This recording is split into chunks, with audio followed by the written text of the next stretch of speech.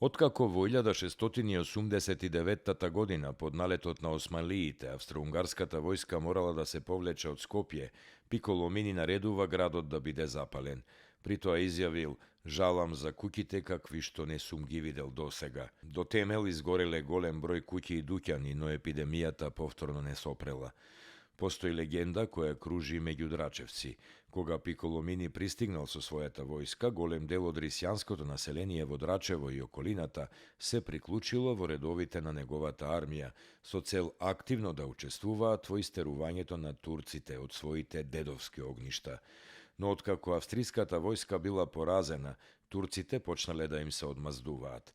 Така бегајки стигнале и се населиле на Салаковска планина, на местото наречено Салаковски езера.